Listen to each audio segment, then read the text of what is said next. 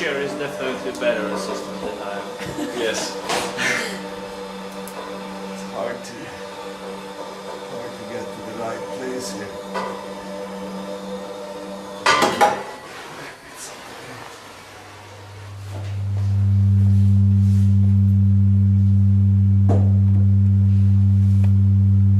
Still could be louder. But it's not bad.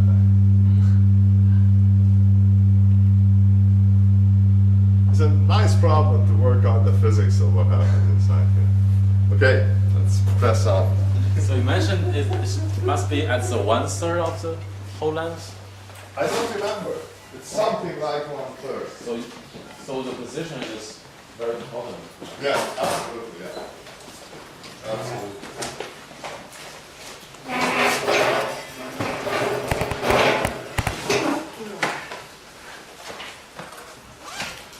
Okay, now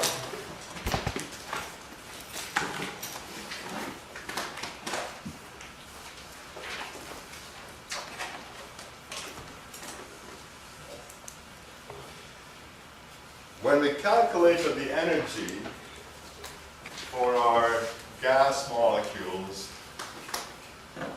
you remember when we derived the free energy for these rod-like molecules in an electric field, we said that it was 5 nkt, and then we had minus the plus n times the average energy of each molecule in the field. And we had two terms, and we had mu E over kT times the average of cosine theta. And the other term was, who remembers the other term? We had two terms. One half alpha e square cosine square, the average of cosine square. We had kT. We had another term. The cosine square theta. Cosine square. Cosine square came up twice, right? No, one is cosine, one is cosine square. Oh no, I'm sorry, you're right, I'm sorry. We did the Taylor series expansion, and we had two terms there. Right? We had the Taylor series expansion to estimate how big these guys were. We had two terms. Good. Okay. So,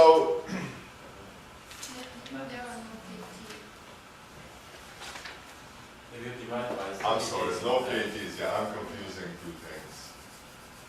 My apologies. And these are minus signs. Because the energy is lower than the line up in the field. Yeah, I'm confusing two things.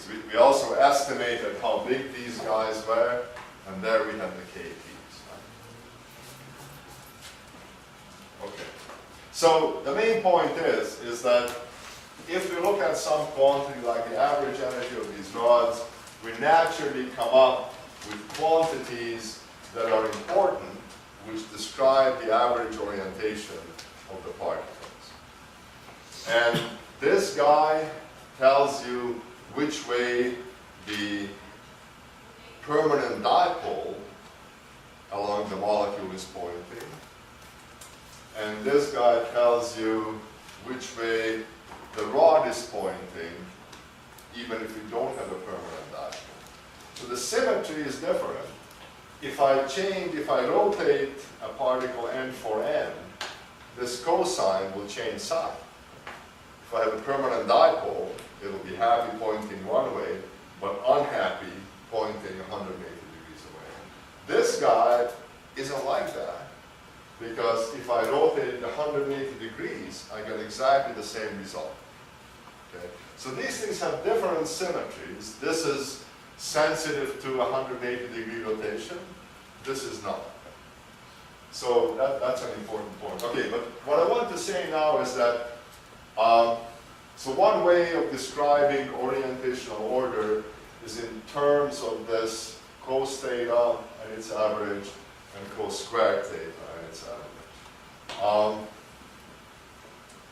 So these are order parameters. that describe aspects of the order, cos theta, and cos squared theta. And you could imagine that if we had some other kind of particles, maybe we would have a cos cubed theta or a cos to the fourth theta. All of these things could happen, and somehow these are connected with symmetry. Right, so if we have a rod that has one end different from the other, then we need to worry about this kind of order. If we have a rod where two ends are the same, we would do this kind of order. And if the object had different symmetry, maybe we would get something else. Incidentally, if I had a rod which was different at one end than the other, then that rod would have to have an electric dipole moment. It would have to have it due to symmetry. One end is different from the other somehow. The electrons in here would sense that. If it's different, the electron would know that it's different. Maybe just a tiny bit, but it would be different. That means we would have a dipole moment either that way or the other. So that's a kind of a symmetry argument, and it's an important one to think about. If you have any molecule which is not symmetric end for end, it must necessarily have a dipole moment. It may be small, it may be big, but it has to have it, dictated by symmetry. Okay, now,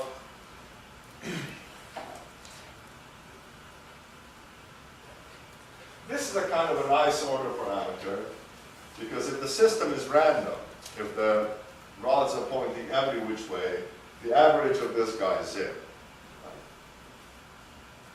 True? Because for everyone pointing that way, there will be one pointing the other. And that's nice. So if there's no order, this order parameter goes to 0. Now, if there's no order, this order parameter is a third. Yeah, it's not 0. So that's not real good. It would be better to have an order parameter which goes to 0 when things are disordered. Right? So this is good, but a better order parameter may be cos squared theta minus a third. Why not? We can construct this quantity. And now this has the property that if things are random, this is 0. If they're not random, it's different from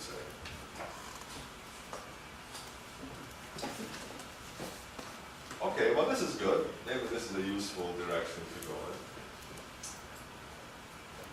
If all the rods line up with their dipoles parallel to the electric field, then this guy is going to be 1. So we have an order parameter which is 1 when everybody is lined up perfectly, and is 0 otherwise. That's a nice thing. It's nice to know order parameter. It has no units, it's a dimensionless quantity. But it's nice to have it so that it's 1 when everybody's perfectly aligned, and it's 0 when everybody's perfectly disordered. So now if everybody's perfectly aligned here, then this will be 1. But minus a third gives us 2/3. And we'd like to have it 1. Why not? So let's multiply it by 3 halves, right? Then we have it. So we multiplied this by 3 halves, and now we have something that has the right properties. And so if I multiply through by 3, I can write this as 1/2 3 cos squared theta minus 1. And I can just take the average of this. So now we have something which is nice in the sense that if the system is disordered, see this average value I can move up. The average of 3 is always 3, doesn't matter what else is going on. So if everybody is random, this average here will be a third, cancels with the 1, we get 0. If everybody's aligned, we have 1, 3 minus 1 is 2, cancels with the 2, and we have 1. So this is a nicer form of the order parameter than this. And in liquid crystals, this in fact is the one that people usually use for this reason, right? For just because it's 0 when the system is disordered, and it's 1 when everybody's perfectly ordered. So this guy here is 1 if perfectly ordered, 0 if random, and this guy is the same. 1 if ordered, perfectly ordered, and 0 if random.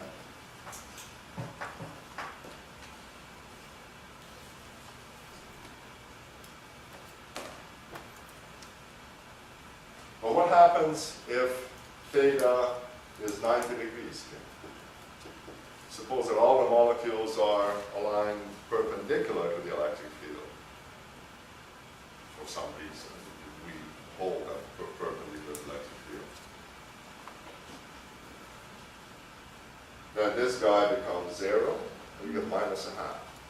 So the range of this order parameter is minus a half if all are perpendicular to given direction, to E field in this case.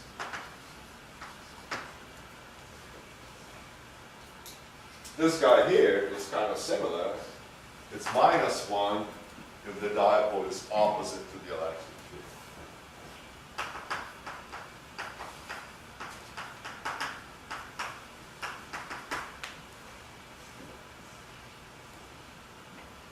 All right. So, main point is that in thinking about just a simple system of rod-like molecules, looking at the energy, we find this naturally occurring quantity, which are these order parameters. And for liquid crystals, it turns out that this will not be important, but this will be important. So this is the guy that we're going to be working with most of the time. Okay, and I wanted to sort of establish that because when we talk about Meyer-Soppe theory, we'll be focusing on this orientational order parameter. All right, now coming back to here, there's sort of one way to write the energy is this. This kind of depends on the coordinate system that we chose. We chose a coordinate system with the z-axis along the electric field. What if we don't choose a coordinate system? We can still write down the energy, and it's going to be mu E dot L hat. Right? This was the story we had. And we can just take the average of this. And the same thing is true here. We have minus 1/2 alpha E dot L squared. The same. Take the average.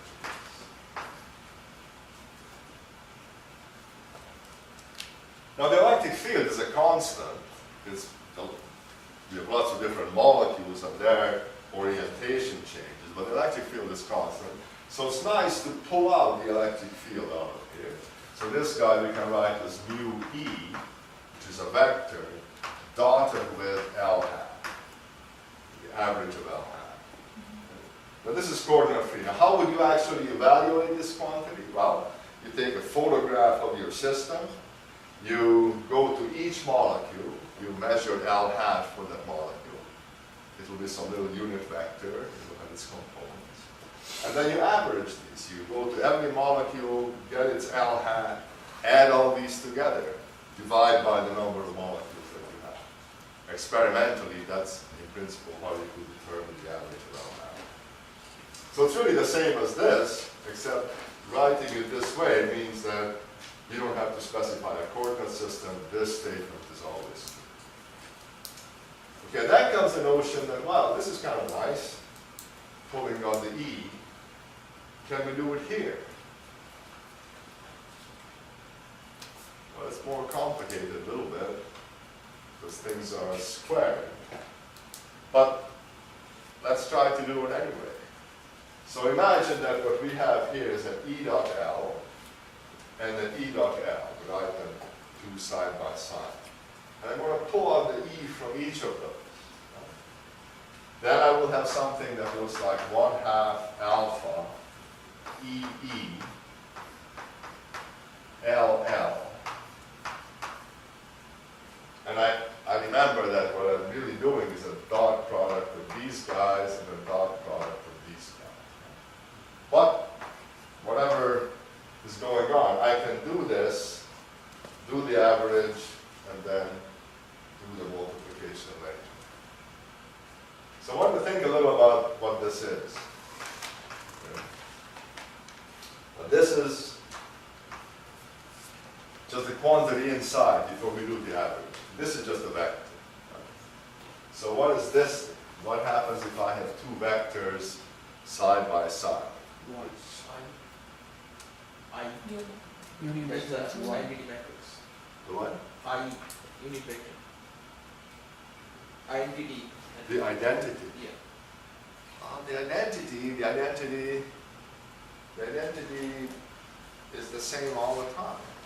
This thing better depend on orientation. So this is describing the orientation of these rods somehow.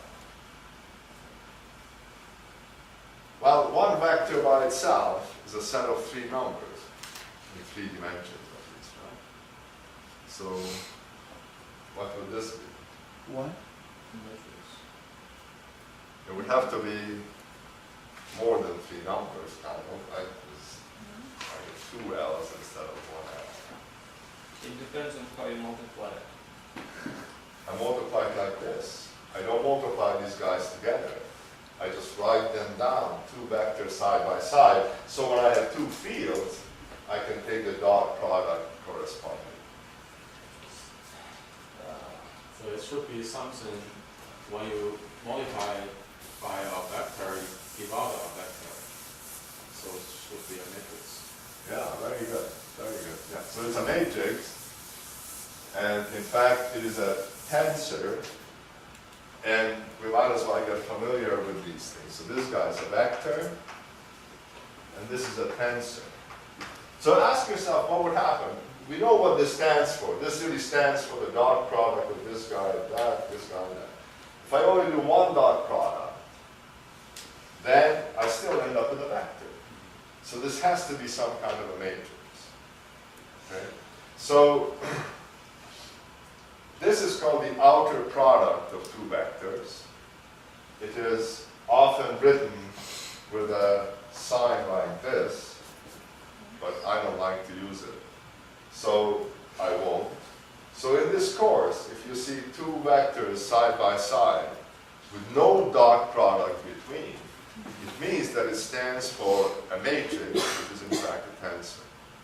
So I want to think a little about this now. Yes. And is there a dot between E and E, or there's no dot? There's no dot between. So there's one sort of object from 2E and the other is from 2L. Right, so this is really a matrix, this is a tensor, this is also a tensor, and I'm really contracting these 2 tensors.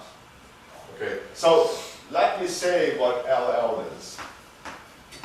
Let me just say what it is, because then you'll see right away how it works. So this guy here is just LX, LX, LX, LY, LX, LZ, LY, LX, LY, LY, LZ, LY, LZ, LZ, LX, LZ, LY, LZ, LZ.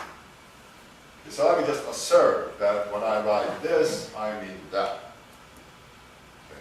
Now, let's just do what I proposed earlier. Suppose I take the dot product of E with one of these L's.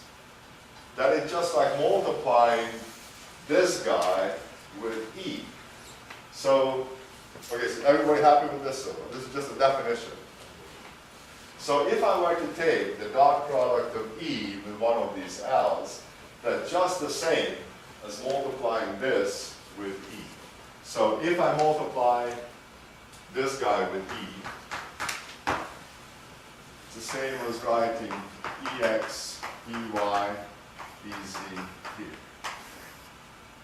if you do the multiplication, right, then you have EX coming up here.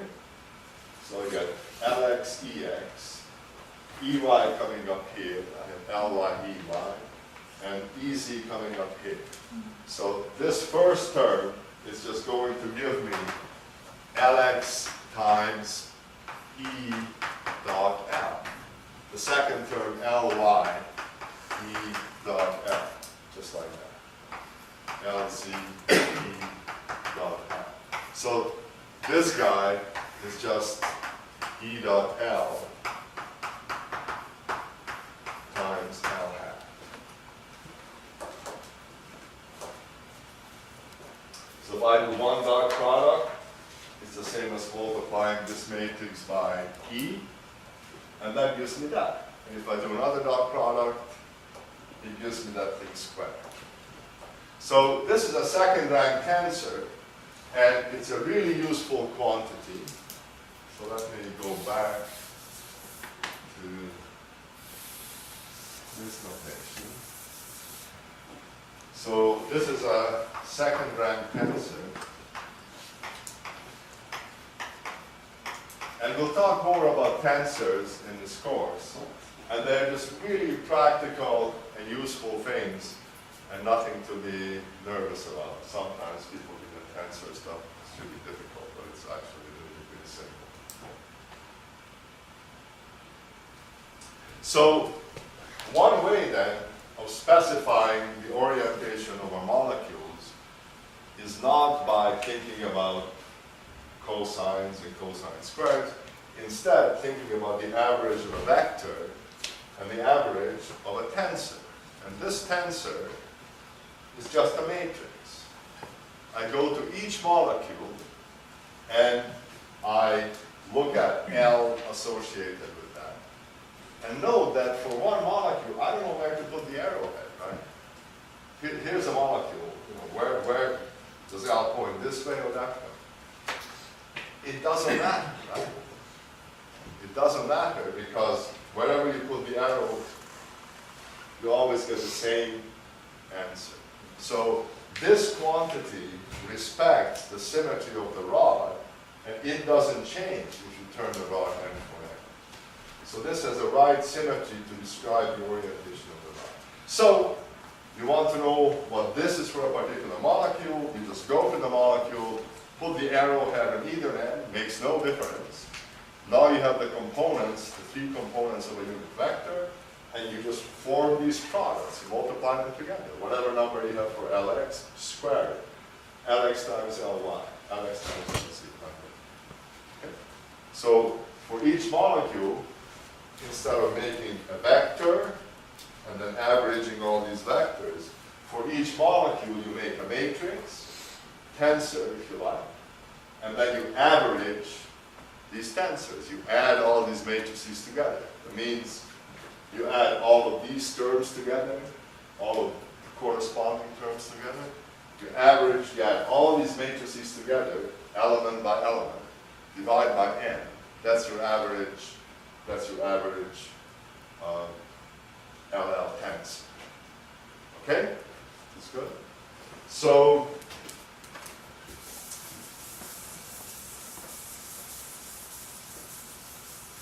another description of order parameters is to talk about the average of L hat, and the average of L hat. But, so this kind of corresponds to cos squared theta. And we said that cos squared theta had the problem that the average didn't vanish.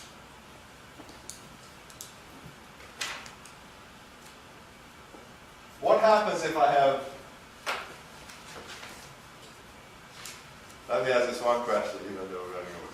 What happens if I take the average of this, but everybody is random? What will this matrix look like?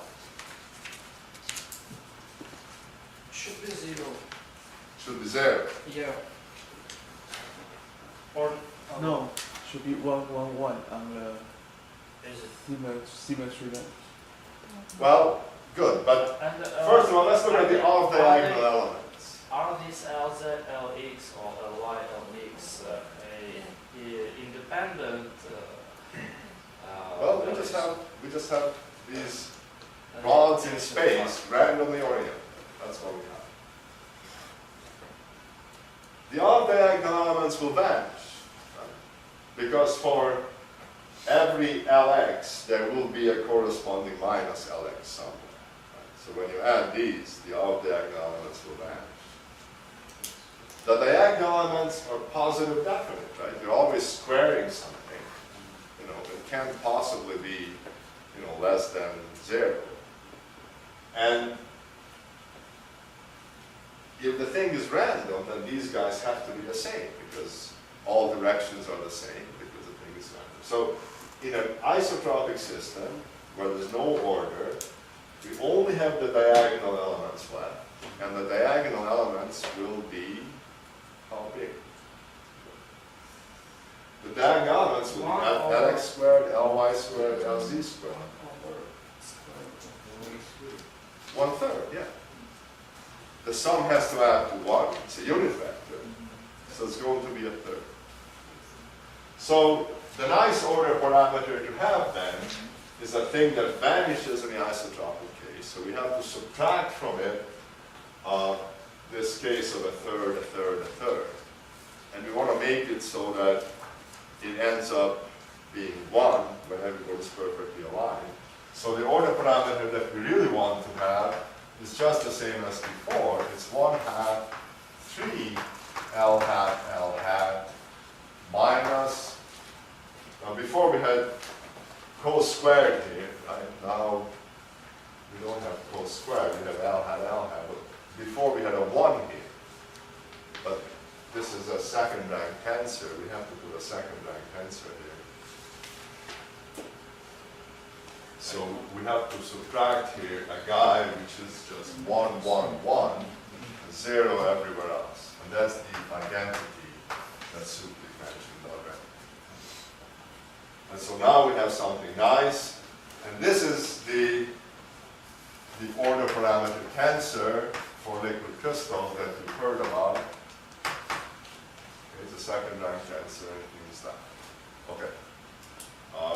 We'll stop here. But please meditate on this, okay, and then we'll discuss it in a little more detail next time, and then we'll start talking about interacting rods and the forces between them.